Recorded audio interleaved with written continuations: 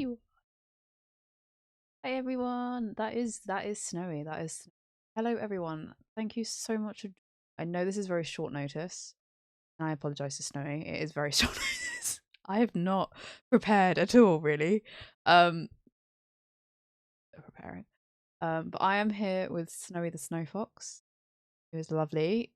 Introduce yourself, my. Oh, for goodness sake.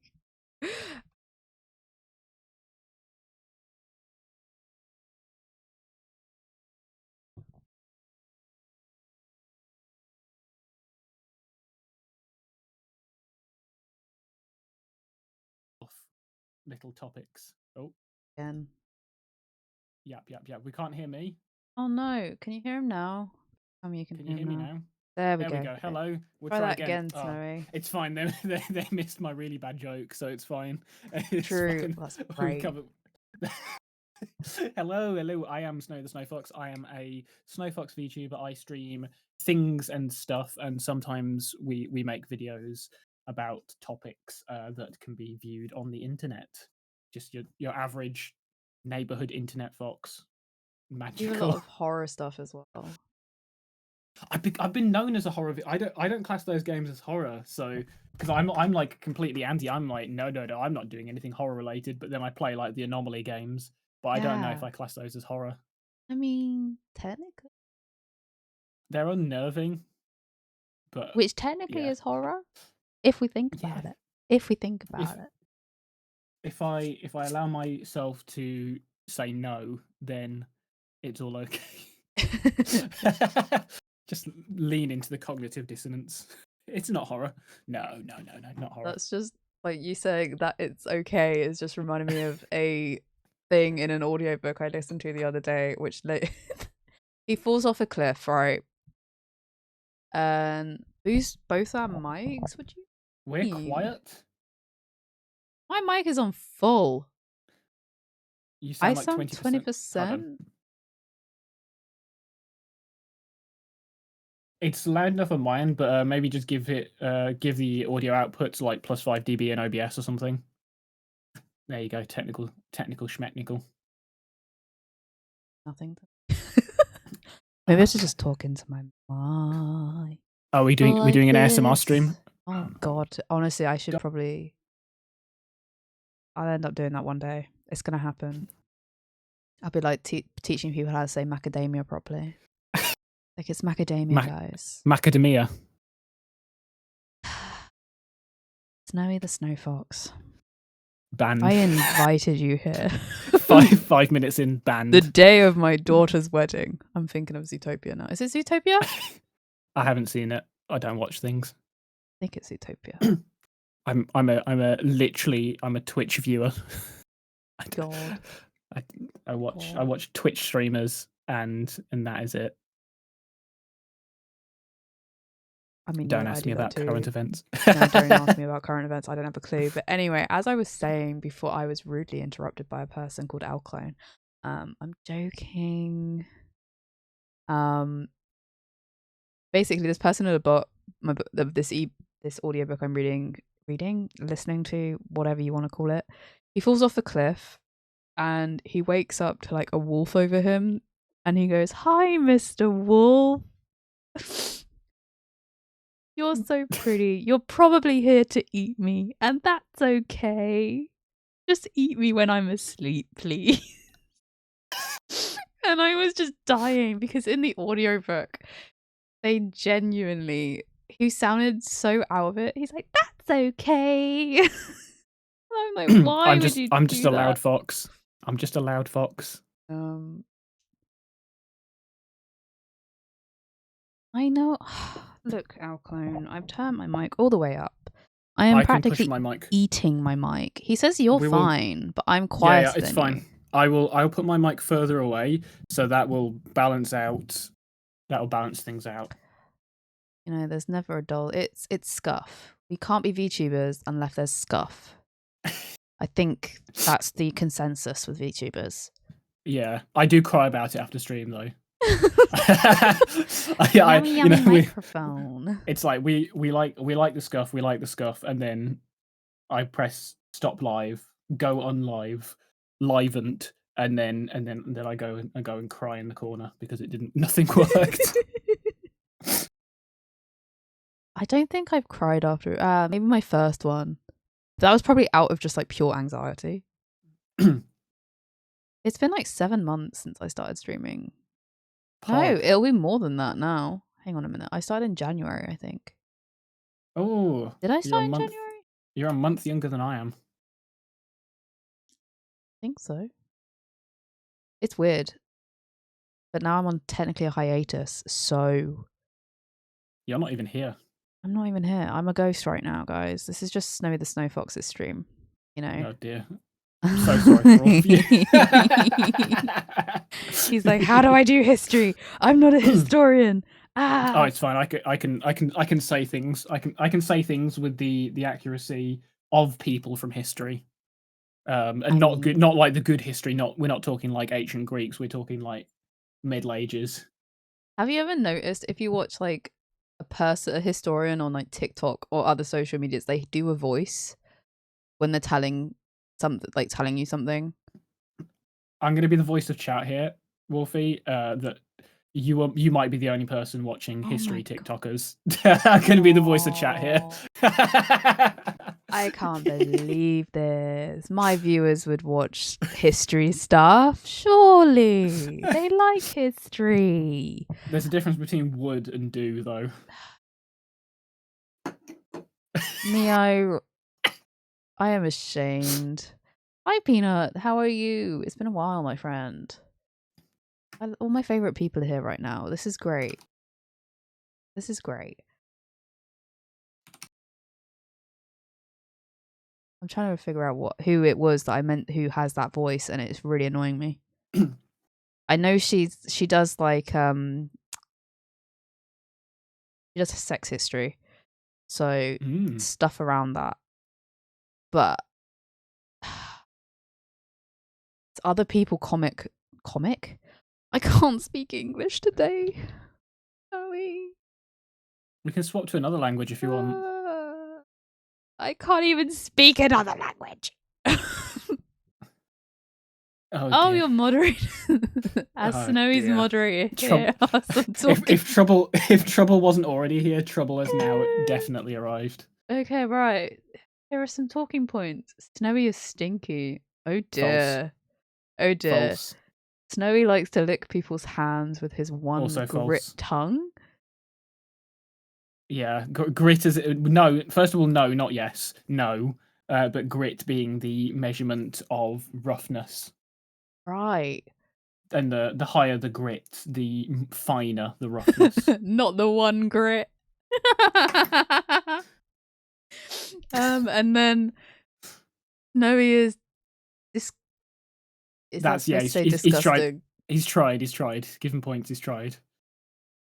And then we have Snowy's moderator is underpaid. Are you a slum employer? Are you not paying your employees? Momo only takes payment in the form of a 2001 Toyota Hilux, which I'm not buying him, and he won't take payment in any other form. So, like, what? Also, just for reference here, I did pay for his entire trip to the expo. Okay. So, other than flights, I paid for his hotel and food. I think so, that's good payment right there. He's literally the best paid moderator on Twitch. Good, we have established what I want. Oh my god. My chat, I love it. They're just going grit now. Stop licking. What about a Nissan Patrol? He won't have a Nissan Patrol. He wants his Toyota Hilux. He's a brand. What's the word? Brand whore. Don't listen to this devious licks fox. Dear idea. Oh my god. I mean, foxes do lick, I guess. This is slander, Wolfie. I'm not gonna stand. I'm sitting, but I'm not gonna stand for this. I will remain sitting for this. I remain sat. I remain sat for this.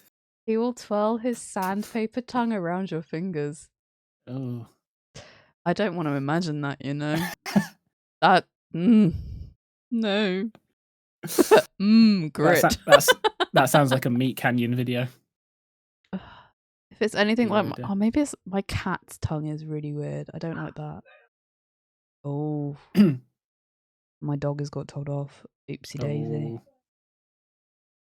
The slippers have disappeared magically. Slippers have disappeared. Stop it! Not the slippers. What have I come into? Look, Peanut, I don't know what we've come into. I'm just as confused as you are. We were talking about something, and next thing I know, there's grit involved, and I don't know if I want to be anywhere near the sandpaper tongue. You know, that's just.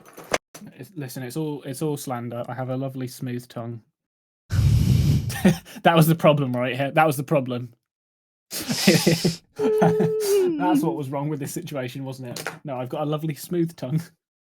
You could convince Snowy to get me a Toyota Hilux so I could stop posting these facts. I don't think I can convince him, Momo. I really don't think I can convince the fox. I know I'm a wolf, and technically I am superior. What? I am a superior being. I'm sorry. What? No. What? What?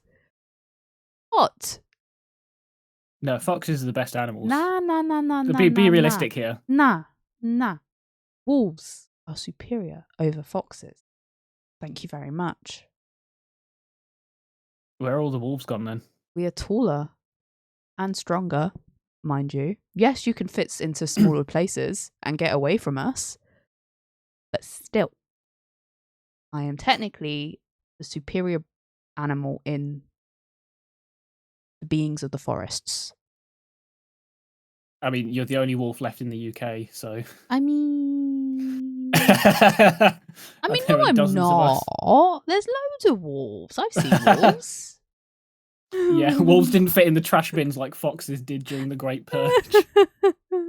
True, Momo, true. Scientifically, wolves are higher in the food chain than a fox? Why? How? What's eating us? No, that's like a lower in the food chain is bad. Lower in the food chain means you get eaten by more things. Okay, I was getting confused then. But equally, one of the biggest predators of wolves is man. And okay, true. Yeah. When man decides you're prey, you know that's you're gone. You're gone. Bet a wolf could beat the luminescent platinum first gym, unlike a certain fox from Andy. I didn't escape my own stream to come be slandered on someone else's stream. Hello, Andy. Welcome in. This is your first time chatting. And howdy how. Hello, Opal. Hello. Welcome in. Gosh, I am seeing new faces. You're bringing all the new faces to me, Snowy. I should thank you for this. You're welcome. This is Wolfie. Welcome to her stream. Yeah, I'm Wolfie. I'm a historian, which is why I'm here doing a history stream, which we will start soon. Will we? We approve factual Snowy slander. See, foxes are hunted by man more often than wolves. That is true. Fox hunting, though, is really gross. That's because and I do not approve. They only hunt foxes because they ran out of wolves. For goodness sake. They ran out of wolves. They ran out of wolves and bears. And it's like, right, what's left? What's left? What's left? Factual history. Yeah, factual history. So Snowy actually created a video for us today, which is what we're going to watch first, and then we're going to have a little chat about it. And then we're going to go and look at some other videos on British food and like the history of it. I think I found a medieval one and some other stuff. So yeah, we will see if he's actually done his research properly. I'm joking. He was so good. He was so into this. And I love it when people are really into their history because it makes me happy that I'm getting people into it. I'm more involved. Ah, yay. I'm glad you saw the notification in Discord. Foxes are more of a pest than the big predators from whiskey. Excuse you. They're coming for you today. I can't go anywhere. You can't go anywhere, no. Mr. Peanut, the main reason foxes are hunted more is by farmers because foxes like to be cheeky as fuck and munch on chickens. Do you eat chickens, Snowy? I do like a bit of chicken, not gonna lie. He does, yeah. I do like a bit of chicken too, I'm not gonna lie. I think chicken is really the only one I eat. I don't like any of the others, they're a bit gross. They're I not had a as chicken wrap yesterday for lunch. And then I had before that I had what did I have? I had eggs royale, which is like eggs Benedict, but you swap out the bacon for smoked salmon, which was delicious. Snowy is chat hunted on site. God. Jeez. I have done my part when it comes to hunting This Wolfie, foxes. so you always say that whenever you come into my stream I've got a weapon. This Mhm. is why. This is why. I mean, yeah, I think more often, I think there's only been like 2 occasions where you didn't hold it, you weren't holding a gun. It's And I for feel like I have self-protection. to be worried every time I go into your stream. Like, am I going to be threatened with a rifle? I'm being threatened with a rifle. I have not got a weapon. I've got teeth and claws. Wolves are one of my favorite animals. See, Whiskey, you are superior. Thank you. Thank you. Thank you so much. See, wolves are my favorite animal. I don't think you can tell, you know. I don't think you would ever tell that my wolves are my favorite. No chance. The biggest threat over there is the dancing cat. Jeez. I like the dancing cat. And thank you so much for following Opal. Thank you. Oh dear. I hope you enjoy your time with me. I can rescue you from this fox, even though he is a very kind fox. Not according to Momo though. We'll get compensation for you, Momo, don't you worry. Don't let me catch you lacking when it comes to heat packing. What? What does that mean?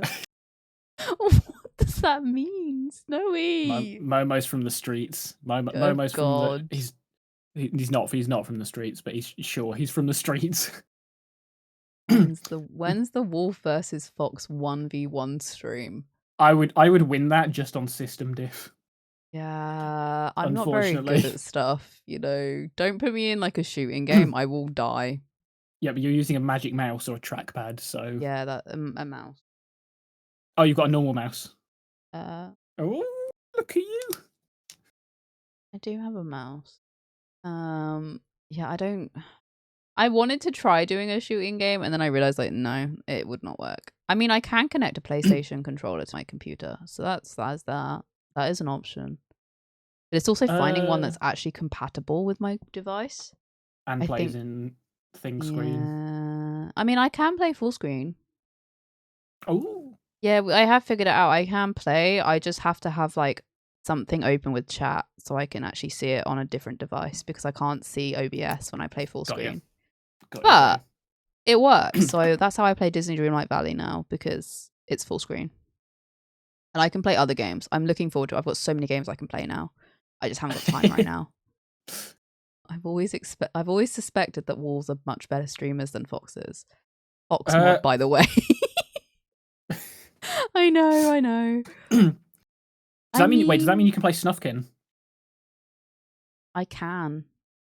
I haven't got it yet though. I really do want to buy it, but I haven't got it. I think the next one I really want to play is Vampire Therapist. But I think I'll play it with friends because I get very confused. Oh, you like having a backseater? Yeah, I do. Like, help me out because I can't. I'm stupid and I might be a historian, but I don't know how to do things. Knowing me, I'll probably get some food from the shop whilst listening to stream. Well, I mean, food is important, Opal. And the question is, what food would you get though? That is very important, and it's fitting for the stream, isn't it, Snowy? It is very fitting for the stream because that almost sounded like a segue. I mean, it could be. It could be a segue. We could go over. I didn't realize you were here. Snowy die. I didn't realize you were here. Can I have my highlights? They really want. Do you know what you should get? like a toy one. A Hot Wheels. Yeah. I'd be like, here's payment. If I got him that for Christmas, he would explode. Do it. I've already got a Hot Wheels.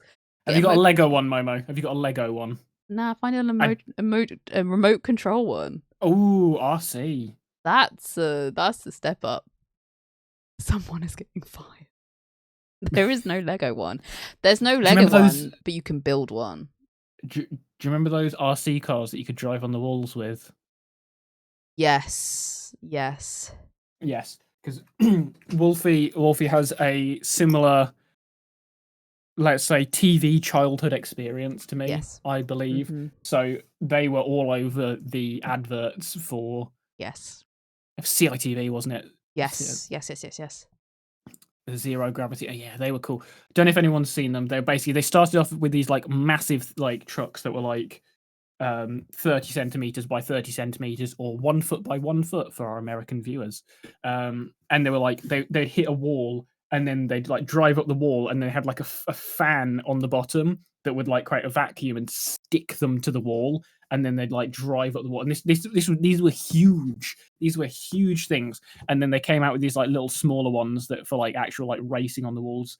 I mean, the first ones were cool just in what they were doing, because they were like hitting the wall and going up, and they were huge. And it was like, wow, that is an incredibly huge like thing that is climbing the wall. But they were not like, they were slow and didn't really do much on the wall. But then they sorted out these little ones that actually you could have fun with. My friend had one. Yeah, they were fun for about like 15 minutes, and then you'd like crash them enough times and they'd fall off the wall.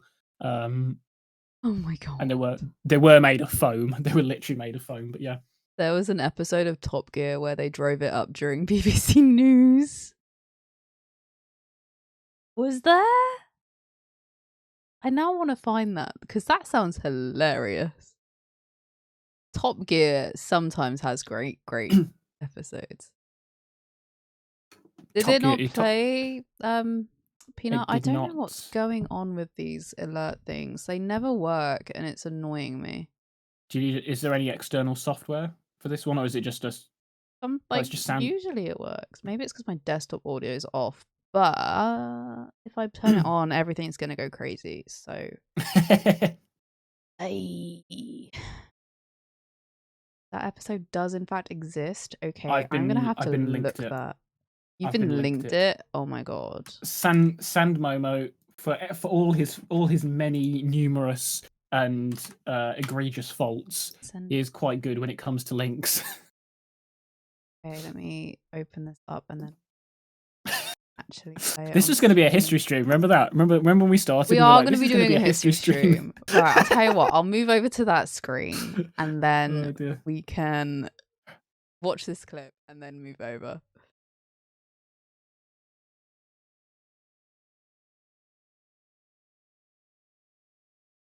I do.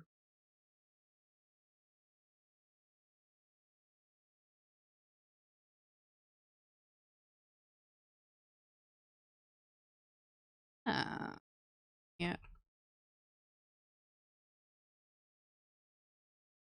Here we go. His only quality. Hi, Konak. Oh my gosh. It's like 1 a.m. for you. Jesus. I have a lot of Australian friends. This is why I've started streaming earlier. Right, let's watch this clip. I might turn it up actually. I don't know. See.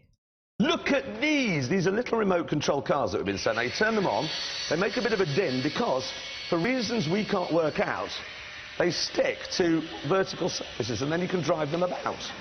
Now, this is great, okay? This is fantastic. Except, of course, us three decided to see how big the range was. Earlier in the week, we decided to try them out by seeing how high up the side of the BBC we could get them to go. So, if you were watching the One Show last night, you probably saw this, voice like that? Okay, because they're in the office above us. Like every other kind of store, try really hard at this time of year to stop us counting the pennies in favour of throwing financial caution. Oh my god.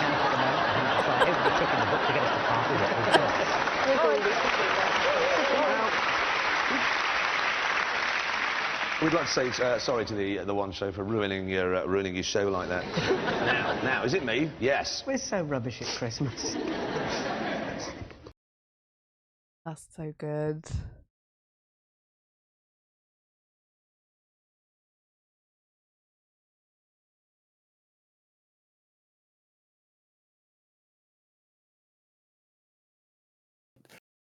Try again. How about now? How about now? Yeah, now I can hear me. Yeah, I heard me that time. It's alright, I was just laughing previously. The white dog. Literally, I had someone come into my chat and say, "Is that white thing in the corner you? Is that white thing in the..." And then I was like, "Huh?" And they said, "The white thing with ears." Oh, the white thing with Jeez. Oh my god. That was... Nubby is a dog. Confirmed. I'm not a Today, dog. guys. Confirmed today. Right, guys. It is a history stream. So we get talking history. Okay, let's... Yeah. I mean, you guys can continue slandering the fox, by all means. What? No, we didn't agree. What? I'm sorry, Snowy, but your chatters seem to really like slandering you, and I am all for this. You know, it's a safe space, free speech. They can let out their frustrations. The white thing with ears. That's what I'm calling every animal I see. Dear. Also, just before we start, very important update. Wolfie is also trying to keep herself afloat here, so don't forget that she's got links under, and you can use !donate for you to help support her and the future of this channel. And she's very appreciative and grateful to anyone who spreads some love her way. See, this guy. We love doing sponsor reads. We love doing sponsor reads. He is so good to me. Honestly, guys. But yeah, I do stream as a hobby, but if you want to donate, I am all by it. It helps me. It helps me live. But yes. Yeah, he is such a professional streamer. He is. I know I should learn from him, you know. I'm such a bad streamer. I'm awful. You know, he is the OG British streamer, I guess. I am clearly stupid. Yeah, there's only 3 of us, like, right? There's only 3 British streamers that I can think of who are like VTubers. Yeah. There's me, you, and Vedel, right? Yeah. So like it's like Vedel, then me, then you. So I mean, I wouldn't feel too bad. Like you're True. like you still get a medal. You're still on the podium. True. I need to make sure that I have the internet. Okay, it is on. I'm just checking. The sound is working. Make sure the internet's on. Yeah. The sound 50p in the meter. 50p. Right. Shall we talk history, Snowy? Are we ready for this? We should not. I don't think we should talk history. I think we should listen history. I think that is true. So, guys, sit back, relax, and let's watch this video that the Snowy kindly made for us, and then we'll have a little chat about. Hello, I'm Snowy the Snow Fox. You might remember me from that time I tried to show off the wonders of British cuisine. Disgusting! But today I thought I'd walk you through the wonderful and delicious history of British food. Starting off with bread. Bread is possibly the first food item that civilizations created. Bread from assorted forms of grain was first made in Britain around 3700 BC. To wash down all that bread, we had cider, which was a drink made in Britain prior to the Roman invasion of 55 BC, and Julius Caesar himself then spread the practice of making cider back through Europe. You might call it flavourless, but I think a diet of bread and cider is kind of based, not gonna lie. So somehow, probably because the entire country was pissed on all the spicy apple juice, the Romans managed to conquer a large portion of the British Isles. You can laugh this time, Scotland, but you know, we'll get you back. The Romans forced some disgusting and useless food substances on the Brits called spices and herbs, but obviously those were incredibly stupid and we immediately threw them out. The Romans did, however, bring us wine and set up many vineyards across the country. A little bit later on in history, the Romans had a small incident in their home country of Rome, in this small little village called Rome, which caused them to permanently leave Britain, Europe, and basically history. In this period, British food consisted mostly of vegetables, grains, and mutton, and also added bacon to their repertoire when a small group of Germanic settlers called the Saxons sort of settled in the northern areas of Britain. Bacon was actually a huge deal in the Dark Ages and had a whole range of different curing methods and recipes, and if you lived in London, you could purchase bacon styles from across the entire country. In 1066, some bloke got absolutely clarted in the eye by another bloke, and now look, we're a French colony. This brought many disadvantages to the British Isles, such as speaking French and having French people in charge, and the whole country smelling of onions. But why did the country smell of onions? Well, the French had this really annoying habit of being really, really good at food. They brought spices back to Britain, which is still considered a controversial decision to this day. They also brought in some fresh food substances from continental Europe, such as oranges, which then gave us a name for the colour previously known as red-yellow, sugarcane, which hasn't got a use quite yet in history, but keep an eye on that for later on, and carrots. Britain then got their exploring shoes on across the next few hundred years. Sorry about that. Which brought in a whole range of interesting cuisines from other cultures. This is where potatoes were introduced, bananas and chocolate all coming from the new world of the Americas. In return, we traded them a wide variety of diseases, which in hindsight probably wasn't the most fairest of swapsies. Sorry again. In this period, exotic fruits were so sought after that Brits wouldn't even eat them, rather choosing to display them in their windows to show off how rich and cultured they were. You can even see buildings at this time period being made to look exactly like exotic fruits, which shows how boring modern crazes have become. The Victorian era was a high point in British culinary diversity, with cuisines and foods coming from across the British Empire, usually at the expense of cultures and people in that region. Sorry. This included taking things like spices from India and Africa, herbs like tea from China, as well as this is also when the full English breakfast and the world-famous fish and chips became popular. Also, side note, for people who think Britain never invented anything food-related, a Brit named Thomas Edward Knight was the first person to make sweet-tasting pea. No, not like that. Not like, no. Food in the 20th century was influenced by a more welcoming form of travel: holidays.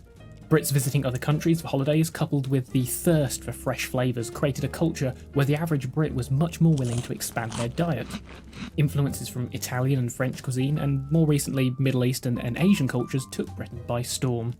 Nowadays, Britain has a wealth of cultural flavours, with many cuisines being both fast food takeaways and high-class restaurant food.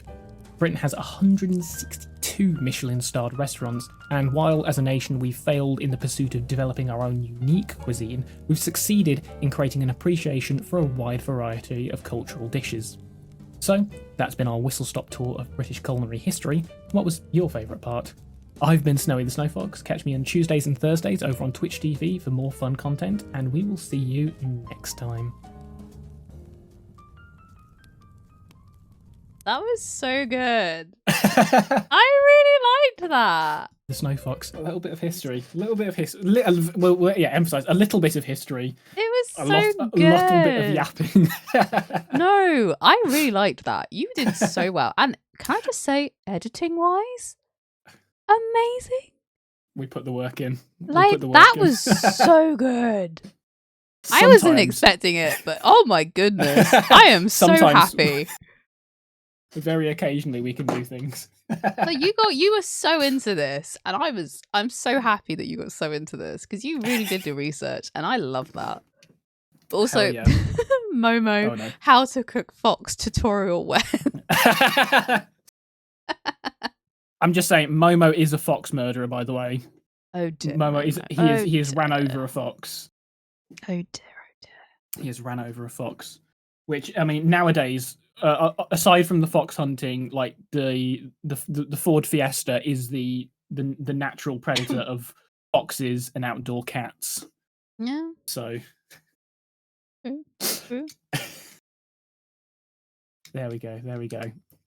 I did. Yeah, no, go for it. No, carry on. It wasn't an accident. It wasn't an accident. You can't be just telling everybody this. You'll get caught. You're gonna get arrested. Momo driving is a predator to all species. Oh dear. Well, I can't drive, so they're probably better than me. I mean, I would generally be a predator to all species if I got in a car. I would. It wouldn't go well. It would not go well. If they'd only let you drive. True. You're looking to be a predator to all species. You just need the license. I like being the prey though. I might be a wolf, but being the prey is better. I'm joking. I'm not joking at all, but oh well. Understandable. Ayo, Mio, Yeah. this is I am an 18 plus streamer. I can say what I want. Okay? But It's also anyway, a safe space. it is a safe space. It is a safe space, you know. Let your freak out, guys. Just let your freak out. We're talking food here. Eat food off your body. I mean, come on. I'm so sorry, Snowy. Oh, absolutely. Do go on, dear. Oh, dear. That sounds so British, doesn't it? Also, It your does sound pretty voice, you British. sounded so British, and it threw me. I was like, oh my god, he's doing the voice. I can do. I have a telephone voice. I have a hello. It's me, Snowy the Snow Fox. Yeah, I have yeah. I have the full. Yeah. It happened. You did that's what historians do. They do the voice, and it's my TV voice. It's my TV voice. and it's great. Okay, because that was so good, and I just loved. This is what I'm just gonna ramble for a moment, Snowy. Listen, I'm sorry. Go ahead. I'll put my feet up. Put your feet up. So, what I really like about history and trying to, you know, display it online for other people is you can make it accessible by making it funny. And Snowy, what he did there is completely the right example of this, where you can do something so simple with editing to make it funny as you're learning something. And that opens your audience up quite substantially in the history field. It's not boring. It's not so much educational in the sense of like a lecture from university or something like that. It is just a funny little thing that people are going to enjoy because it makes them catch on to what you're saying very much easier. And it engages them a lot more. So yeah, very well done, Snowy, for that, because you did so well, and I'm so proud. Okay, you did so well. People often call me a funny little thing. You are a funny little thing, because I wouldn't have even thought to do half the stuff that you did in there, and it was so good. It was very funny, and I'm very happy. But no, you can tell I grew up on horrible histories. Horrible histories. Yep. Yeah, no, was it Vile Victorians? I think they called them. Yep, that's the one. Gorgeous Georgians, was it? Yep, gorgeous Georgians. Yep, ruthless Romans. Ruthless Romans. Something Middle Ages. Yeah. Murderous Middle Ages. Maybe. Possibly. Things up. That sounds right. I did love horrible histories. I wish he wasn't this funny, then I wouldn't have to be friends with him. No. Yes, the stupid deaths was the best part. Stupid deaths, they're funny because they're true. A true Brit show. It is 100% a true Brit show. Yeah. High five, Momo. High five. That takes me back. Jesus. That does take me back. But no, you were definitely right when it came to like the Victorian. I know a lot more about Victorian because obviously that's what I specialise in. But food in the Victorian era was definitely a lot because of the empire. A lot more foods came over. People started experiencing new things.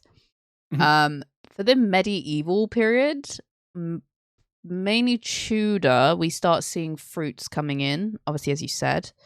And that is actually one of the... There was a series called like Deadly Medieval Homes or something. Things that I thought you were going to say Deadly 60 with Steve Backshall then. Oh my god. Sorry, carry on. It was basically talking about things in like a medieval home that could kill you, and fruit came up. And this is simply because fruit obviously has a very high sugar count, and they weren't used to this. They mainly had like breads and meat and stuff they've grown from their land, so potatoes and other vegetables. But fruit has such a high content of sugar, and sugar came in. Obviously, they found sugar, and they used to eat that by the spoonful. I must say, they did used to eat this by the spoonful. So yeah, and they did actually, because it was so expensive, they did display it they did. It was a sign of wealth. It was a sign of status. So that's why when we think of medieval like feasts, you'll find that on like the king's main table, there's a lot of fruit. There's a lot of exotic items that wouldn't be seen in the average home, and that was simply to showcase his status in society, his in the hierarchy. And I say that, and technically the medieval period was a classless society because our idea of class didn't come in until quite later, which is basically my whole thesis. There is obviously a clear hierarchy in the medieval period, but it is still considered a classless society because anything lower than obviously the kings and the noblemen, everyone helps each other. They don't see each other in any different position than So, and then you go to like Victorian England and stuff like that, and you start seeing the class system really signify. Rare PPT bags were inspired by Egyptian pyramids that were actually originally, I can't say that word, octahedrons. There we go. Created by aliens. I wouldn't even Wolfie is not a math streamer. I'm not, and I'm also dyslexic, which is probably why I couldn't read that. I'm a nightmare. Sometimes like people will comment stuff and I'm like, So yeah. I'm not, and I've got dyscalculia as well, so that's why I'm not a maths one. I don't do numbers. I say that. That's why I struggle with history sometimes, because numbers are confusing. Dates are so confusing. I can tell you facts. Don't ask me the time though, because I 19 something, 18 something. I don't know. I can't remember. Years are a concept of the government. They're a concept. Oh, that's so true. But yeah, essentially, food in many cases you'll find is a very clear indicator for status and just placing people in hierarchies within a society. And you'll find, obviously, medieval period, like I said, fruit, exotic items like sugar and certain meats as well were considered a symbolism for the person's rank in society. So I'm trying to think what meat I'd assume fresh, right? Because like peasants would have to have like meat that's cured. I would assume, like salted. The thing with peasants, I think they wouldn't have really had meat unless it was their own. So unless they had pigs, for example. Sorry, I'm a child. Sorry, Karen. You are a child. It's fine. I feel like the thing with is it medieval England? I feel like it's medieval England where obviously you had a certain amount of land in each village for animals, and the village lived off them. Mm-hmm. So they would have slaughtered their own meat, cooked their own meat as a community. That was how they had meat. So for them, it would be pigs or very easy to come by meat, whereas royalty and noblemen would often hunt for bigger game, so deer, boar, that type of stuff. Wolves. And Snowy the Snow Fox, foxes. I'm joking. They probably did actually. If we think about it, I feel like they would have. Roast fox. So, because I think in most medieval feasts you see like the head of a boar or something like that as the main centerpiece. And again, that's a signifier that they have the money and they have the status in the society to then have that on their table. So I think this is the one thing you need to learn about when it comes to food in general. The history of food is wonderful and there's so many different things that go into it. But if you look at it in the deeper meaning, it's class, it's social rank, it's all of this type of stuff. And I think medieval food-wise is very interesting for that. We start, especially when it comes to royalty and what the peasants eat and stuff like that. That has given me an idea to look at medieval feasts. Thank you, Snowy. You're welcome. Especially I really when I get my thesis in and everything, I do want to talk about Christmas feasts and stuff like that, because obviously in the medieval period, feasts for this massive thing. And if we think about it, the 12 days of Christmas was this massive feast anyway. It was everyone pigged out on the 12 days of Christmas. It was just 12 days. Can you imagine 12 days of just eating and Yes. celebrating? I mean, Yes. actually, Yeah. Eat. That's like when the bakery throws out like their used donuts and stuff, the ones that have expired, and I have like a little 12-day feast in the bins round the back. I mean, I feel like you'd be all over this too good to go stuff. Like £3 really for bad. a bag. You see, yes, but also the remembering part. The remembering part is very difficult. Yeah. It's the idea of having food at like a price that the food is worth is very exciting. But the remembering that I need to do something to make that happen that's not my strong point. That's not my... Yeah, they always have weird times as well. Thesis be like slop. They ate friggin' slop. Love me some slop. Papa, what are we having today? Papa, slop. Slop. No, I think now I'm thinking about class in general. It is generally making me think of the Victorian period, because I'm going to talk about Christmas here, guys. I'm sorry, but I'm a Christmas historian. She's doing it. She's doing the thing. Deal with me. Again, with class, you'll find turkey was a luxury. It was something that only the rich could have. So you'd find that in obviously royal households, but again, they would have a variety of meat available to them because, again, royalty, they can afford to have that expenditure. But yeah, turkey was considered a luxury. So most people ate duck or chicken, for example, because those were the cheaper options. They were cheap and people could have them. And what is also interesting, you will find in that particular period as well, in the early Victorian periods and before, a lot of people in poverty didn't have ovens at home. So on Christmas Day or whenever, they would actually go to the local bakery and be allowed to use that oven to cook their food and then go home and have that. Ooh, that's fancy. So yeah, there was an illustration I found recent. I found an illustration where basically it was a street where everybody was going to the local baker to use his oven and stuff like that. And because you have to remember, there wasn't fridges there back then, so people in poverty had to eat. They couldn't have something stored away unless it was... What do they plug into their wall sockets in the kitchen if they didn't have fridges? Microwaves? They didn't have any of that. What? They didn't have any of that. You've got to think, people in poverty, they lived in overcrowded accommodation. Oh, you're talking more like George Foreman's then? Like George Foreman grills? They essentially just used fire. You're a nightmare. You are a nightmare. They plugged in blenders. Yeah, like small appliances, right? Yeah. Peanuts understands. Mr. Peanut understands. Yeah, Peanut always understands. Hello, Neverfell, by the way. I am not ignoring you. Give me a... I just realized my mouse is shut. There we go. Shout out to Neverfell. I think I saw a musical documentary about that called Sweeney Todd.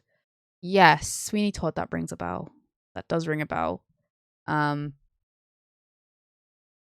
am good, Neverfell. I'm good. We're talking history of food today. That's got Jonathan Depp in it. Yes, it does.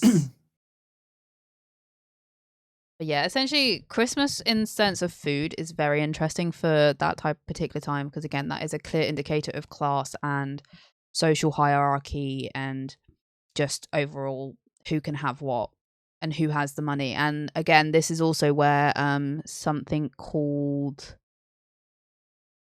plum pudding clubs, they allowed people to put money away over a few months leading up to Christmas so they could afford a Christmas meal. Oh, you are joking. That's the origin of those like early 2000s catalog saving book things. Yes, yeah. It essentially allowed people to put a little bit of money away each month to then be able to secure themselves a Christmas meal at the end of it. There was also events where people could win a turkey. So people of poverty could win a turkey. Again, Christmas in the workhouse is very interesting. I highly recommend researching that or just looking into it if you guys are interested, because they did also experience Christmas for that one day a year. And again, I can't really talk about it because that is literally what I'm writing about in my dissertation and writing an article about. So it is very fascinating. In Estonia, where I am originally from, we all shared in starvation because the only class we had was the slave class. That sounds so sad. What? He's talking historically there rather than. I didn't actually know that, but that's really interesting. And thank you so much for Yes. sharing that. Estonia's sort of like one of those like countries that has always been ruled by another country, sort of country. I'd be right in saying that. Momo will correct me, but yeah, it's like they were part of the USSR, and then before that, it's sort of like they kind of got bullied by everybody around them, sort of nations. But no, but not the British. They can't blame us. I don't think the British. Everyone blames the British. Yeah, it's Everyone easy. blames I mean, the British. You've got a 33% chance of being right, haven't you? So it's like everything goes wrong. Blame the British. Blame the British. They colonized us. Blame the British. So yeah, food in general, history of food's great, you know, and a lot of our stuff did come from elsewhere, and I think you definitely indicated that when you showcased obviously the empire and stuff moving through trade. So trade is another one that is significant in the idea of what came into this country over the centuries and how we were introduced to certain foods. And obviously significantly through obviously the Roman period, they start moving around, they start bringing food with them. I didn't know that Britain basically invented cider as we know it. That was quite cool. That was quite interesting thing to learn. And then big boy Julius decided, hey, this shit kind of good, and then took it back. We got effed so hard. We went like there is no god. Estonia was like 80% non-religious around 2000s.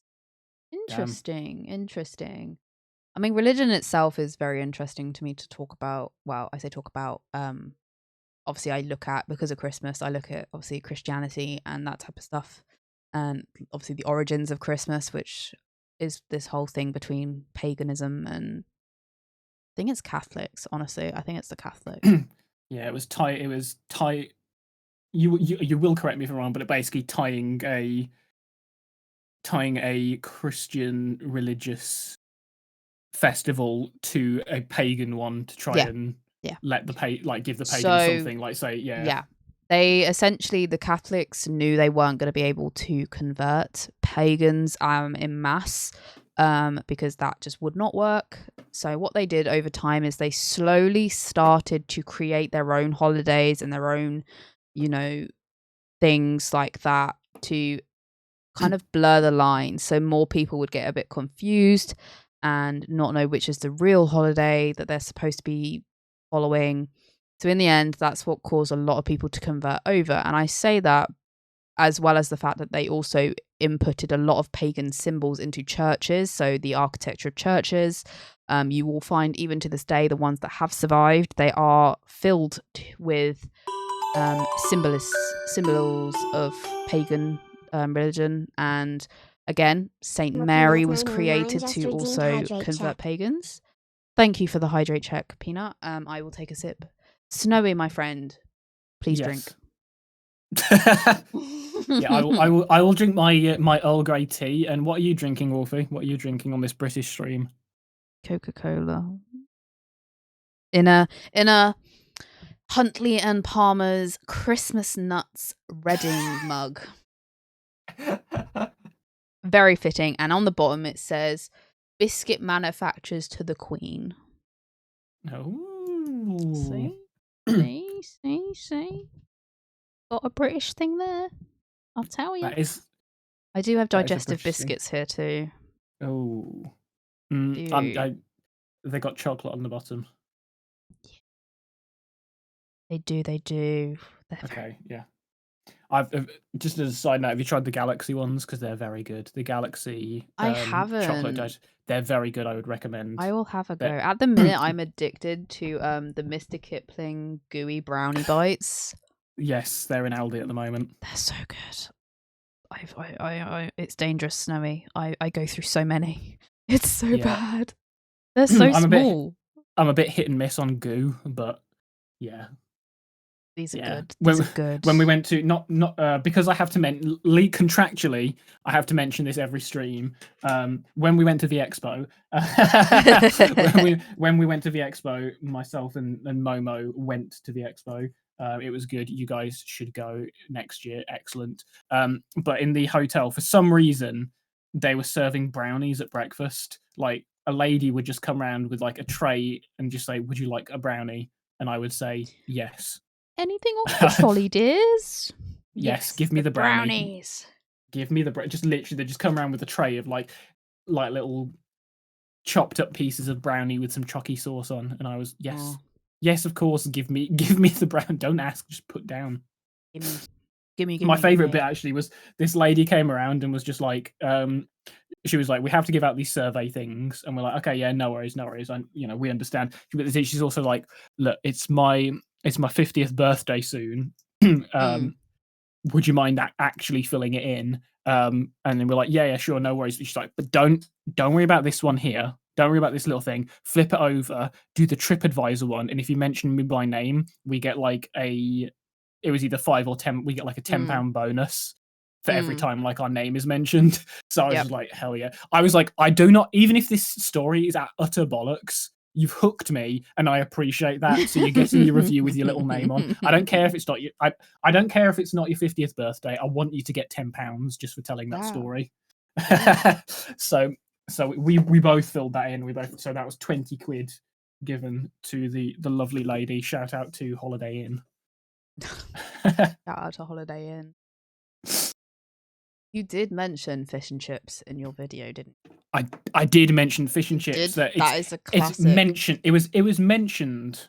Yes. It was mentioned, but I have found a bite-sized video on the history of fish and chips, and I think appropriately named. Exactly. I hate how I've only just got that. For goodness sake. Jeez. For goodness sake. Oh, I'll put my sound on. Put your sound on. I got my sound on so I can Got his hear sound now. on. He's got his sound on. He's got his sound on. I love the name of this video, by the way. It says "Good Cod." That's a good pun. So we're gonna watch this video on the history of fish and chips because I think it's very fitting when obviously fish and chips is such a staple of our culture. International identity. I don't actually like fish and chips. You I don't like. You're not doing well. I'm not doing well. I'm really not. Let's go with this then. 80% of the British population say they visit a fish and chip shop at least once a year, and we consume 382 million meals from the chippy per annum. That's pretty impressive for a combination that's only been with us for around 150 years. For the first fish and chip shop only appeared in around 1860. Separately, both fried fish and chips were enjoyed by the British well before they came together. Chips as a term for something edible was in use in the 18th century, often in relation rather curiously to oranges. Orange chips were candied chunks of peel. It was in the same century that the potato was going from nobbly curiosity to staple food, especially for the poor. And given how well potatoes lend themselves to deep frying, it was inescapable that potato chips would soon be on the scene. By the Victorian era, chipped potatoes were everywhere, from the delicate little straw potatoes, which resembled, well, straw, eaten by the rich, to the French street food which Dickens described as husky chips of potatoes fried with some reluctant drops of oil. The British preferred baked potatoes, but they ate them fried too. Fried fish, meanwhile, was also on the tables of the rich and the poor. Breadcrumbed fillets, delicately fried in butter and garnished with fried parsley, were a staple for upmarket meals. Whitebait fried in lard were considered a delicious delicacy. But there was another place fried fish could be bought, and that was the street, in the Jewish quarters of London and other big cities. There, Sephardic Jews sold cold fried fish intended for eating on the Sabbath when no cooking was allowed in Jewish homes. It quickly took off, being cheap, filling and tasty. And fried fish shops and market stalls, hot and cold, sprung up in cities across the UK. It was inevitable that these two street foods, so popular with the masses, would end up being sold in combination. It proved a winning formula, and fish and chip shops took off immediately. Trawl fishing and the railway boom of the 1870s helped fish to reach inland areas quicker than ever before, and potatoes were already grown everywhere. By 1910, there were 25,000 fish and chip shops in the UK, and by 1929 there were 10,000 more. Such was the hold of fish and chips, and its genuine goodness, especially for its mainly working-class consumers, that during the Second World War, fish and chips remained off the ration, though the type of fish available was not always the most delicious or desirable of species. Across the UK, accompaniments vary, from the mushy peas of the north to curry sauce, ketchup, mayonnaise, or the chip shop spice, which is on every counter in Hull. Salt and vinegar remain the staples. In the 21st century, chippy vegetable fats have often replaced beef dripping or lard for frying. Newspaper used to be the wrapping of choice, outlawed unless fresh from the printers and unsullied by readers' hands in 1968. Now it's mainly plain paper and polystyrene, but the skillful wrapping and excitement of unwrapping remains. There are, however, fish and chips and fish and chips. Witness the disappointment on the faces of tourists lured by the promise of a great British delicacy, only to find they've happened upon the bad version, all grease and soggy batter. But then, when it's good, well, it's crispy and fluffy with a hit of vinegar and the punch of salt. It's unbeatable. Thanks for watching. If you enjoyed that, be sure to check out these videos next. And if you That was a good video, but I think your editing still was the best. Just saying. That was a little bit more factual than me. I think I'll give them. It was they a bit can more have. factual. It was a little bit more factual. I definitely was not going for factual. Well, let's say factually accurate, but not factually saturated. There you go. But no, that's interesting. I didn't know about the Jews selling it. That's very interesting. And it makes sense. Saturday fish. It makes sense because obviously they can't use electricity during the Sabbath. So of course they'd have to find something, an alternative food to eat. Mm-hmm. See, I'm learning something here, Sammy. We all like learning things. We're all learning something. Also, hello to Skunk as well, who's slid in during videos. Mio, how dare you say what the fuck to me? I can't believe you said that. I can't believe that. I also found a very interesting video called How to Cook a Stew the Medieval Way, which I think might be interesting to watch. So we're going to watch that. We're going to find out. We're going to find out. So you guys ready to find out how to cook stew? Because I am. Yeah. Slop time. Literally, slop time. Slop time. Why is there no sound? Hang on a minute, guys. Start that again. There we go. Fixed it. I don't know if there's going to be talking in this. I don't think there is.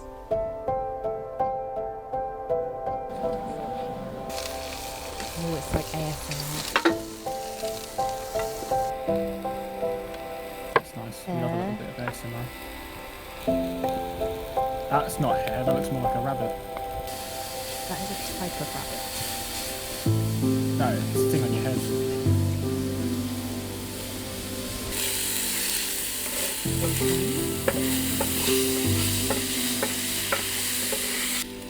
Popularised in the Dark Ages.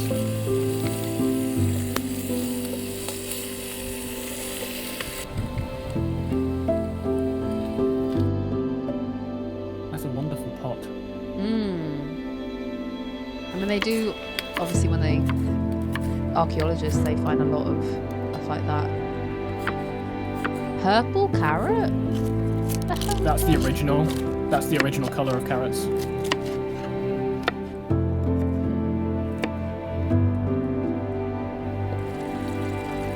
Spider? Oh yeah. They can't use water, can they? It's full of cholera.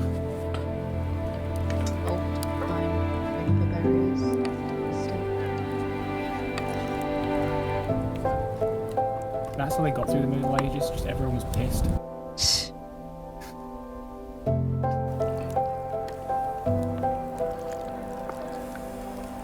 think a lot of Victorians, like poorer Victorians, would have had something like this in fireplaces, which is how they cooked.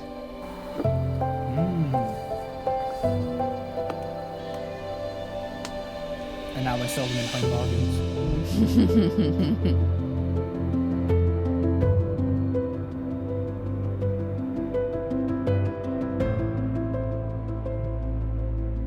We love the English heritage.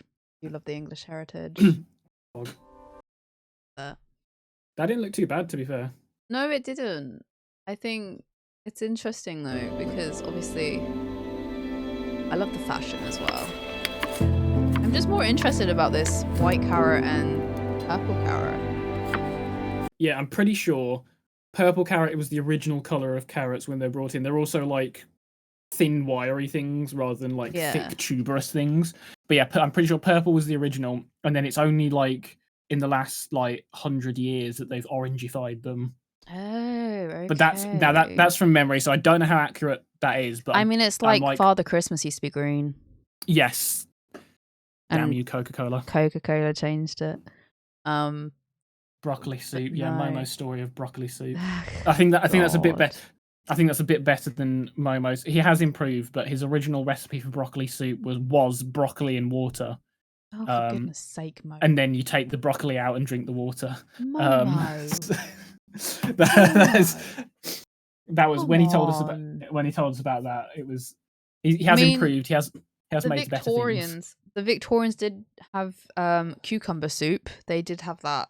So that sounds vile to me, because they tried a lot of things.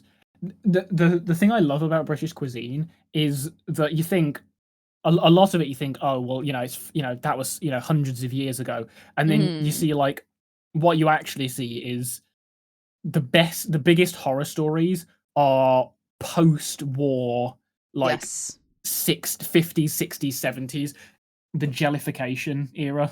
The jellification era was a horror.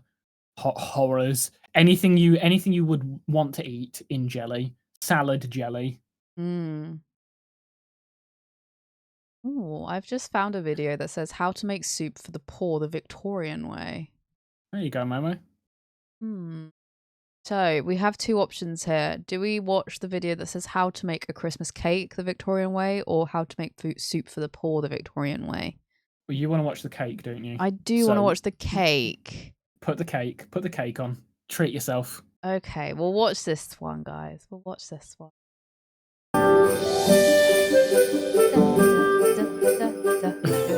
Come on, Marianne. When you finish those, you've got all these to do as well. Good morning. Today, we're making Lord and Lady Braybrook's Christmas cake. I'm using one of my favourite plum cake recipes. It's got a lot of dried cherries in it.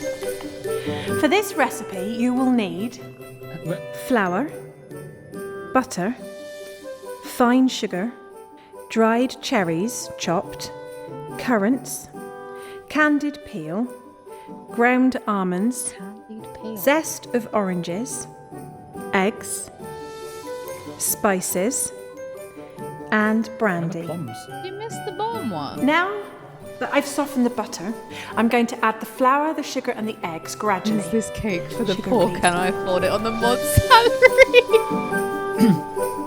Mod salary. God. Where are the plums? Where are the plums in this plum pudding? I don't think this particular recipe would have been available for the poor. I think they might have made their own version. Flour.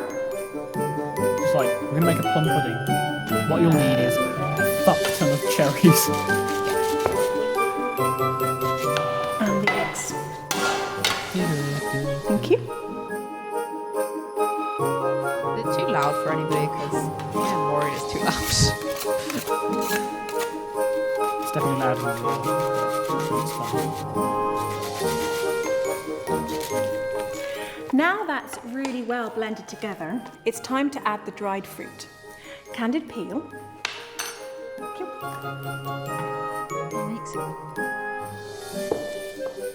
You'd fry it in sugar, I assume, beforehand. The currants.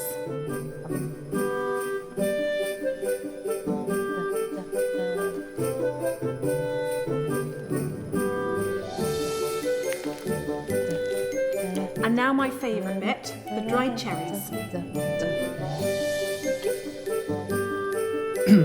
don't even care about the video, I just care about the music right now. It's time for This the is brandy looking a lot less Christmas cake and a lot the more spice. spotted appendage. Oh, for goodness sake. I mean, am I wrong? I mean, no, you're not wrong. And the zest of oranges.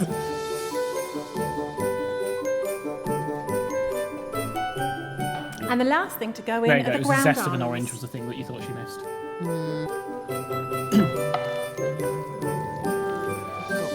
Now that the mix is done, it's time to prepare the tin. I've already lined the tin with butter, and now I'm going to line it with brown paper. For the edges, I'm using double thickness of paper.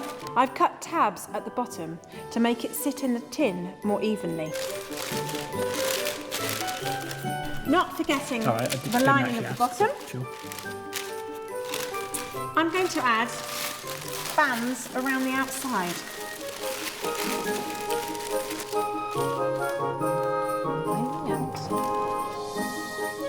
Now it's ready for the mix.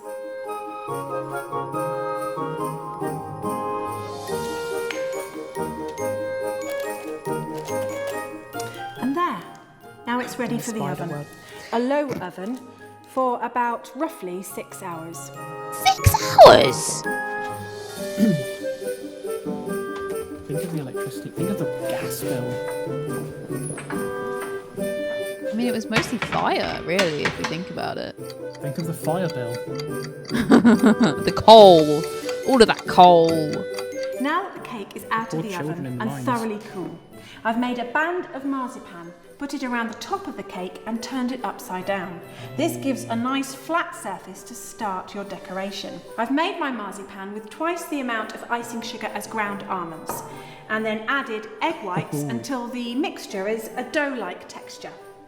I've rolled it out fairly thin, and I'm actually going to put the marzipan on in 2 stages. This one is for the top.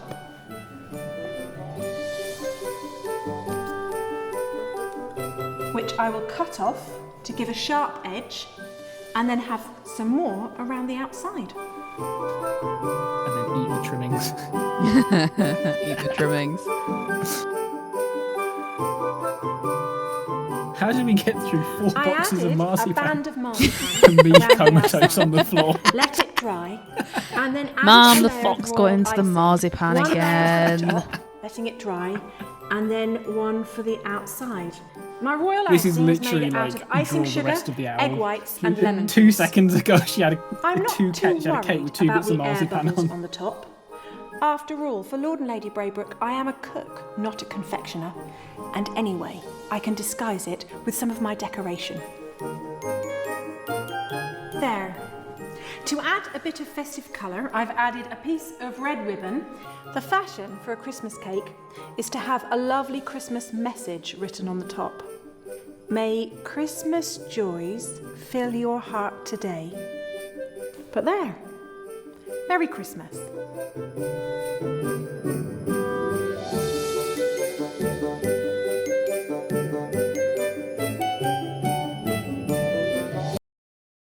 These cakes were actually quite popular as well when my nan was growing up, because she told me about this.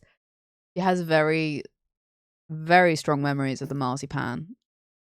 Big memories of marzipan. She hated it.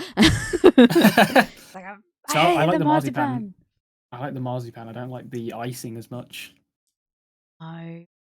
Yeah, I don't. I wouldn't eat this anyway because it's got like fruit bits in. It's got I healthy things. don't be do.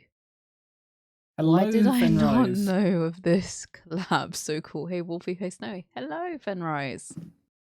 Hello, hello. You have caught pretty much the end of it because I don't think we had anything else prepared. Damn. I don't think. Oh, I we're mean, having so much fun. I have been promoting this. I mean, I didn't give a time, obviously, because we didn't know a time. But Yeah. I have been saying this on my stream for the last week. So I mean, Fenrise, yeah, you missed a few streams. Okay, 4 kilograms of marzipan, no problem. Easy peasy. Oh my god, no. But yeah, I don't think this would have been really available to the poor. I think this was very much higher it's like upper middle class to high upper class thing to have. Maybe lower middle class too. I don't know. Because there is an argument. Obviously, I'm going to go. Obviously, very fitting. Obviously, this is a Christmas cake. Mhm. Obviously, we all know A Christmas Carol, and we know the Scrooge McDuck. what's the name of the Tiny Tim's family? Yeah, he dies. Don't say that. He does. Don't say that. Scrooge has the ability to change the fate of this poor kid. Anyway, yeah, that family. There is arguments that they're not working class; they're actually middle class, lower middle class, because of obviously the type of house they live in. So he has They're a not job. sharing. Yeah. And the main argument is because of his job as well, the type of job he has, he's not working, say, in a factory or on the docks, that type of stuff. That's clear. That's more working class.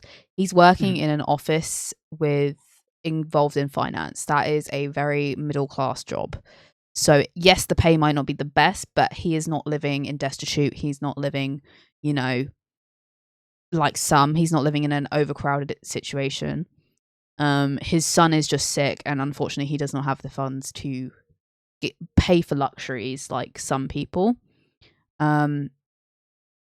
So yeah, I don't think he would also be able to afford this. So that's why I'm saying upper middle class, because I do personally think that Tiny Tim's family are lower middle class, just based on the fact that the job he has. What are you laughing at? It's just like I don't know where this point came from. I'm like, it was interesting, but I don't. It just kind of like it was like it's like a little side rant you had stored. No, because basically Momo had mentioned that they were like, "Is this cake for the poor? Can I afford it on the mod salary?" Yes. No, we can't. Celery. I've just realised it says celery. Yeah, it does say celery. Yes. And it just reminded me of the fact that obviously, was there even an upper class in England? Yes, there was. There was an upper class in England. There was. The Queen. The Queen is the upper class. Yeah. So in my mind, the upper classes were the individuals who did not need to worry about anything really. They had enough money to keep them to have luxuries, afford luxuries. And then obviously the middle classes were the ones who some could afford some luxuries. They couldn't afford all luxuries like the upper classes. They also lived in like somewhat nice housing. They didn't live in poverty like some people. And then the lower middle classes were the people who could afford to live in a better accommodation, afford some luxury, but not the best luxury. They had to make decisions. But again, they weren't living in destitute. They weren't surviving on barely any money. Did you study history? I am a historian, Fenrise. I have 2 degrees in history. I am a historian. Two I am going though. for a third one. Honestly, if I could get a PhD, I would, but they're expensive and I can't afford that. But yeah, class is my big thing. I'm gonna just have a shameless plug of my dissertation here. I hope you don't mind, Snowy. Go for you. We plug. Do your ad reads. So for my undergrad, I looked at the experiences of Christmas for all classes in Victorian England. So I explored the working class, the middle class, and the upper class. And while researching this then made me kind of really interested in the middle classes and their significance in the celebrations of Christmas throughout the centuries. So for my postgrad, I have originally I was decided to kind of try and find out the significance of the middle classes and why they were so involved in Christmas during this time. And in doing so, it's kind of opened this can of worms where now I'm looking at this concept of ritual and how we have this shift of meaning for rituals like customs and stuff like that in the context of Christmas. So I am looking at medieval England, so where again we have a classless society. Everyone kind of looks after each other. There's no sense of class struggle like there are in the Victorian period, and we have a lot of indications of inversion rituals. So the Feast of Fools is an example of this, where the poor will dress up and act like the nobleman, and it's just a big old chaotic celebration. And again, very interesting to look into. And that was mainly a French ritual, but it did appear in the UK very briefly. But again, this idea of inversion rituals was pretty big in the medieval period. And again, the noblemen didn't really join in, but they oversaw it, and they obviously found it funny. But it was a lot of drinking, a lot of just merriment. Again, merriment is a big thing. Then you take this idea of ritual and this communitas situation. So communitas means essentially a one-class society, and you move into post-revolution England, so Victorian England, for example, where we see this class system really come into play and start really solidifying. And we also see that the upper class have abandoned their societal obligations, and they've moved to the cities. They've moved where the money is, and in doing so they have abandoned their obligations, and the middle classes then see this as an opportunity to prove themselves to be better than the upper class. And this is where we start seeing a conflict. So we've gone from ritual being communitas and everyone looking after each other, taking care of each other, to this level of confrontation and conflict in the Victorian period. That it wasn't communitas, and the meanings have shifted. They're not doing it because it's what they should be doing. They're doing it purely out of societal obligation, and they don't want to look bad. So it's all about making yourself look good for the people who are better than you, in a sense, the people who have more money than you. You're rubbing it in their faces that, hey, I'm doing your job. There's something that you're supposed to be doing, but you've abandoned this. So therefore, we're picking up your slack, and we're taking care of the people that need it the most. So I'm not saying there isn't, yeah, I'm not saying that there isn't genuine people who did, take care of the poor during this time, but it's a question, and that's one thing I'm looking into. And again, I am not saying any more because I am researching this and I'm writing a 20,000 word dissertation on it. So we love this. Have you thought about submitting a 5-minute YouTube video instead? Honestly. Yeah, I just saw Fenrise's comment of it's always cool to see someone doing what they really likes, and they said they can tell that you were made for this. What do you think I'm made for, Fenrise? What am I made for? That's a question. That is a good question, Snowy. I wouldn't even know. What do you think I'm made?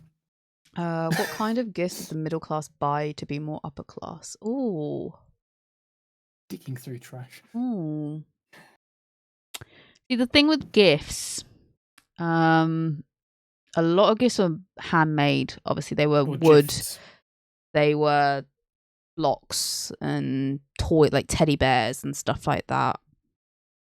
A lot of the Victorians were big on handmade gifts as well. So again, they could sew, so they made things out of fabric.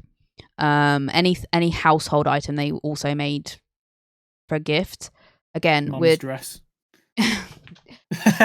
Again, yes, during this time we do see a lot more commercialization of Christmas, and there was leaflets and advertisements for gifts. But again, I think I wouldn't say they made themselves more upper class. I think, I haven't actually looked into this too much, so that is an area I could look into. Thank you for giving me that idea. Because when he wants to be. From my history, I remember bakeries baking cheaper stuff for kids and gave it away for scraps and stuff. Yes, I do think that was the case. I think they would have. I think yes, bakeries would have had a cheaper option available. But again, this whole idea of commercialization, they started really honing in on the fact that they could get more money. And I think this is where obviously Christmas cakes came into it, plum puddings. They were a really lucrative thing at Christmas. People were extravagant. They made these extravagant cakes, and people would like pre-order them, that type of stuff. It's a bit like in Japan where they pre-order their KFC for Christmas. And obviously there's celebrations and rituals behind those as well. What, the KFC? Well, no, the Christmas cakes. Christmas cakes. That was a big thing during the 12 Days of Christmas. Because obviously 12 Days of Christmas was a thing during the Victorian period, and it slowly died down to it didn't exist anymore. Because again, this is the other thing. With Christmas and the celebrations of Christmas, you've gone from 12 days, which originated from the Egyptian celebration of Horus. See, I can be smart. Ooh. Yeah, so this is the celebration of Horus was obviously the rebirth. This is the winter solstice almost. It's basically the rebirth. You got to be careful how you say that as well. Horus. You got to be careful saying that. Filthy. You are a filthy fox. But yeah, so it originates from that, and that was celebrated over 12 days. It was the rebirth of the new year, the rebirth of the sun, that type of stuff. And the reason it was celebrated over 12 days was simply each day represented a month. And slowly over the centuries, we can see this celebration being, seen in different names, like Saturnalia for the Romans. I think the Romans had Saturnalia. And this then turns into the 12 Days of Christmas as we know it. And during the Victorian period, with the kind of concept of work and that becoming more important, and people couldn't have the time off, this is how we now celebrate Christmas Day, Boxing Day, and then you go back to work pretty much straight away. This is what happened. It was simply because the economy really honed in on work, and this work culture really became a thing back in the Victorian period.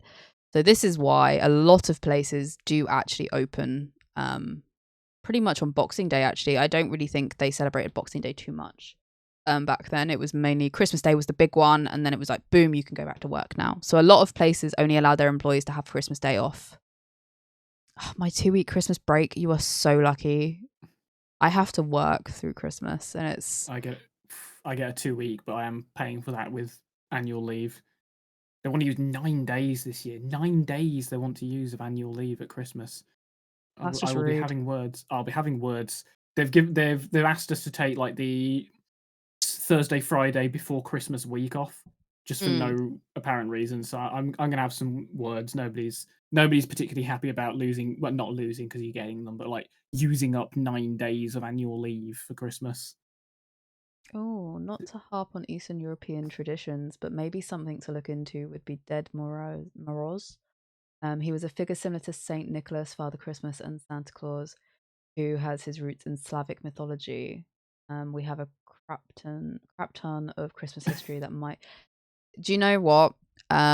This is reminding me of... Is it Saint Lucia? There's another one. She's quite a significant figure.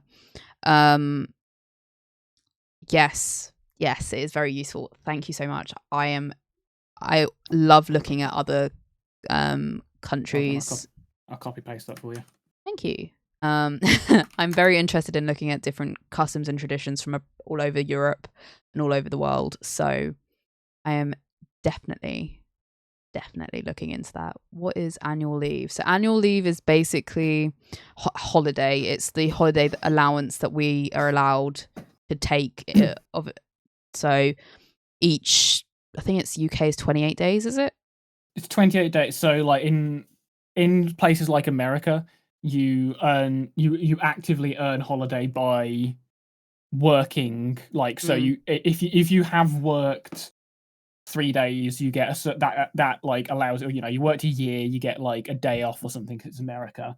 In the UK, it sort of works in reverse. It's like every year you are allocated a certain number of hours depending on how many hours you will work. So, it's expected that once you're working at a place, you'll be doing so much. 5 week a year on average? 5 weeks? No, that's 5 about right. weeks? Is it? No, that's the same. Because 5 weeks is 25 days, remember? Oh, yeah. Because Saturday, Sunday, yeah. So here in the UK, if you're working a standard full-time job, which is considered to be 35 hours a week, there you will get 28 days of holiday, of annual leave, which is there's a mandated amount by the government. Yeah. Whereas in countries like America, there's less or no mandated holiday, and you kind of like earn it. So each company will have its own rate at which you accrue holidays, and they always do it like you have to work the days first and then you get the holiday. Whereas in the developed world, we do it as an IOU. We're just sort of better, thing. essentially. We are just better. We're better. We are There's just no better. going around it. There's no going around it. But no, I definitely will look into that, Momo, because that is very interesting. Oh, I need to. It's got my brain thinking now, and it's coming up 6 o'clock. I can't be doing this.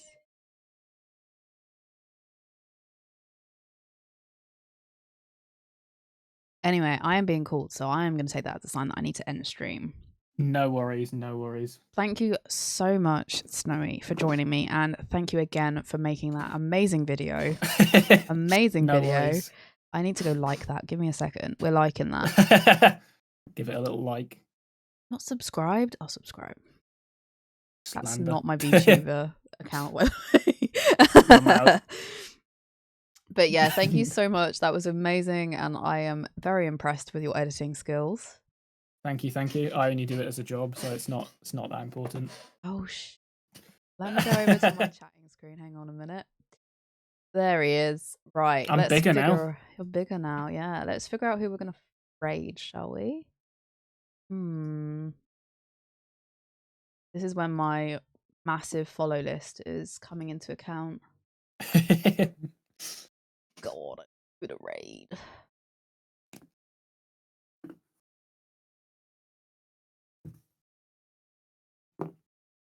Only chat. What is only cat? Only cans? I don't know what that is. Only Can's Thirst Date is the world's first and last erotic can photography experience. When it says cans, it means like literally drinks. I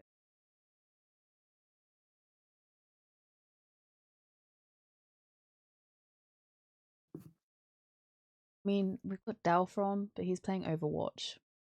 And also, guys, don't forget, if you haven't already, then you can drop Wolfie a lovely little follow.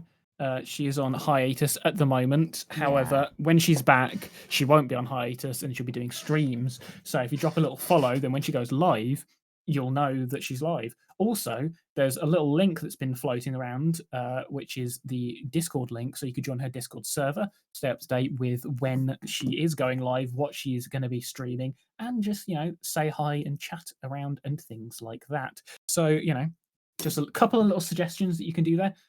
You can also have history streams as well coming up. I have one with Karnak VT on an ancient Egypt.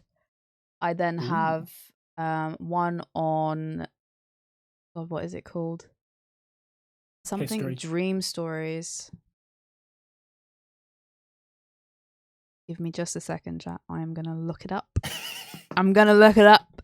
Yeah, I know I have it here somewhere. I'll entertain while you're looking. So, history, right? That thing that happened. Everything that has happened is now history. So this stream, once it ends, will actually be history. So that's a little fun fact for you there. I found it. So there you go. I was really dying there. I was really dying. Thanks. And my other one is Aboriginal Dreamtime Stories with Akibara VT. So yeah, I do not have a schedule yet for those, unfortunately, because I am currently in the middle of writing a dissertation and doing all that. That's why I'm on hiatus. when I have Imagine doing time. things to further your career. I know, Jeez. right? I'm gonna be a So, famous that's so selfish of you. I'm gonna be a famous historian, guys. True. Be on When are we going to see you TV. on Horrible Histories? Horrible histories. Sorry. Every time that happens,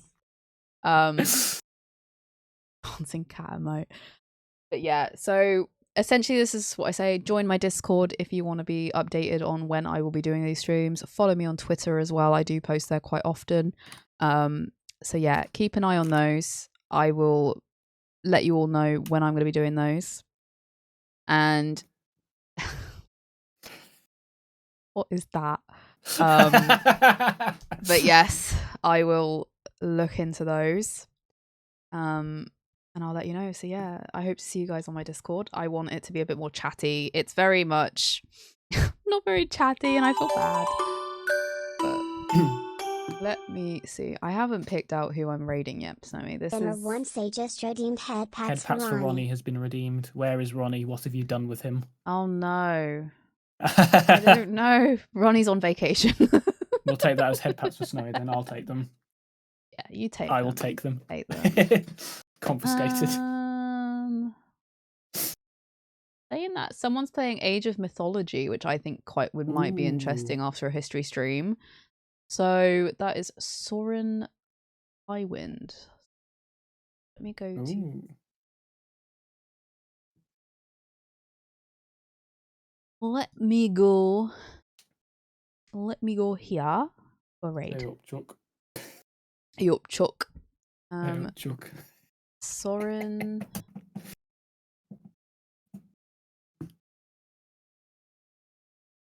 We'll go here. So quiet. We will go there. We'll raid. Again, thank you so much for coming to the stream. Thank you again, Snowy. I very much appreciate it. No worries, before we anytime. raid over, this is my raid message. So remember to copy and paste that. Yep. That is a free emote as well, so everybody should be allowed that. I think you have to be a follower. So just guys, yes, follow me. Another thing, you have to make sure you're following Wolfie to use that emote in other people's channels. So yeah, I will pop over to my ending screen and then I will click raid now, and I will see you guys when I am back for another stream. Bye bye. Don't laugh at me. Bye bye.